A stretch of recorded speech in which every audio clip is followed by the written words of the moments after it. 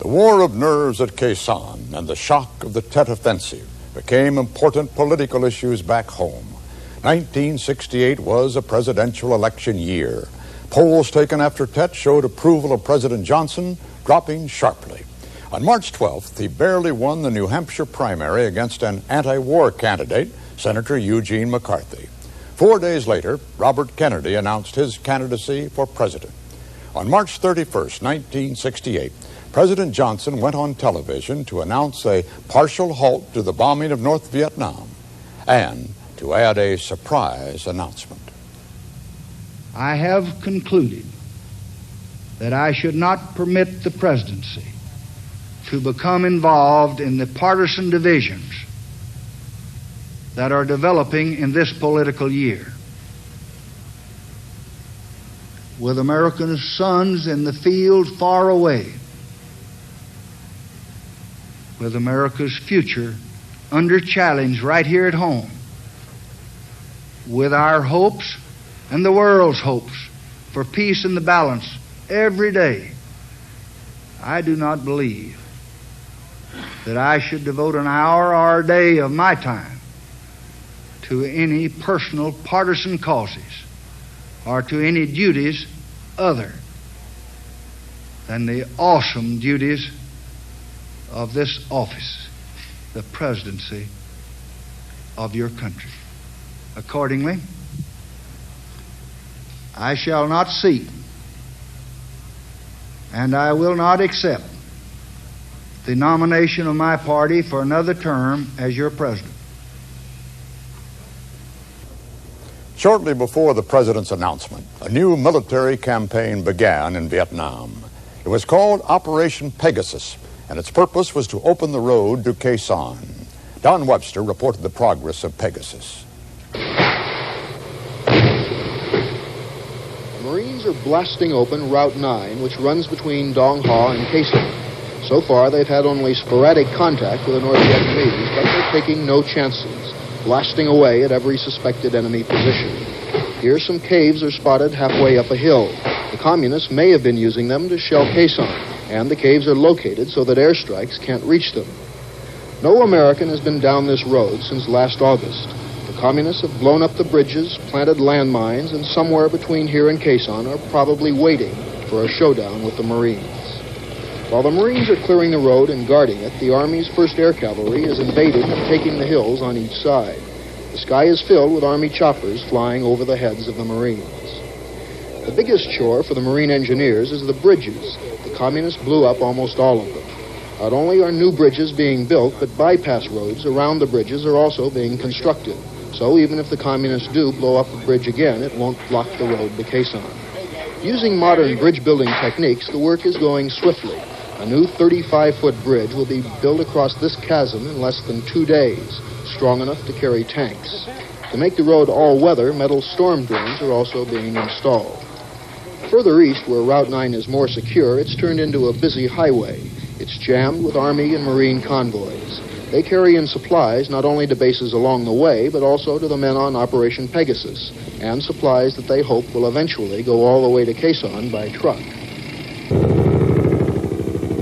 The reinforcements arrived in April as the 1st Air Cavalry moved into Khe Sanh. The siege was ended after 2.5 months, and the men of the 1st Cav were jubilant. How do you think the Marines feel about you being here? Well, I don't know how the Marines feel, but I'll tell you one thing, they don't have to worry about anything. The Cav is here now. You think they had something to worry about before? I guess so, they did. They were, well, for one thing, we clear Highway 9. One time they were surrounded, now they're not, because we have an opening, Highway 9. By the 2nd and 7th B Company. We did that. One final irony remained. 2 months after the siege ended, Khe Sanh was being torn apart, the base abandoned.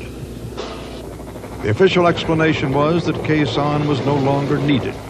North Vietnam had found new infiltration routes, and American strategy was moving back to mobile operations. George Severson and David Culhane described the last days of Khe Sanh. When these films were made, the operation was still a secret. Marine officers refused to discuss the evacuation. But privately, there was consternation and some bitterness among the Marines. Why did we fight so hard to keep it if we were going to give it up like this, was the question some asked themselves. Others were relieved because they privately believed Khe Sanh was of marginal strategic importance anyway. The North Vietnamese Army has been trying for months to do just this, to blow up and burn out all the American bunkers at Khe Sanh. Now, what the enemy could not accomplish, the Marines themselves are doing. At first, the Marines tore the bunkers apart and bulldozed earth into them. But for the past week, they've been in a bit of a hurry, so they set charges and blow the bunkers to pieces.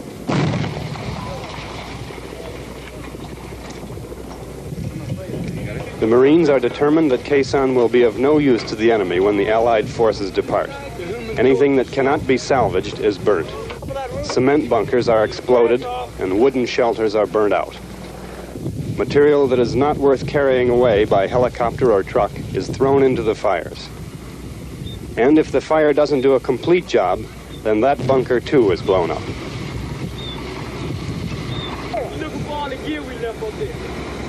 Men with gas masks continue to work in the area of the fire, throwing more expendable items into the blaze and making sure no one gets hurt.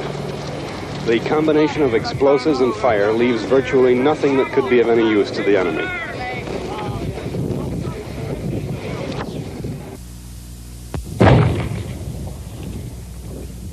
That's the last bunker on this base. Now that the American troops have blown it up, there's nothing to protect them from enemy artillery. So now it's time for the final departure from Khe Sanh. The Marines have carefully allocated shells for this last day at the base, and they get their final shots in. Then they quickly break down the gun emplacements, and trucks haul the weapons away to join the last convoy out. 1 or 2 bulldozers were left until the last day to cover over these gun positions. The long runway at Khe Sanh was left in place. It was decided that the expense of removing it would not be justified in any future use. Now many people expect the enemy to cart it away bit by bit for use in building bunkers. The last convoy is ready to leave. Any troops left behind after this will either march out or be taken off by helicopter. But in these last weeks, the enemy has also been keeping tabs on the departure schedule. As the convoy shapes up at the assembly point, incoming artillery shells force the Marines to run for cover, a scarce commodity after all the bunkers have been destroyed. Finally, the convoy moves off.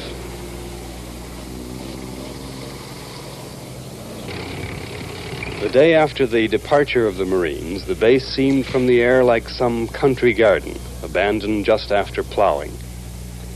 The only reminders of the war were the lonely airstrip, a few shell holes, and 1 burnt-out American truck, hit by artillery on the afternoon of the last day.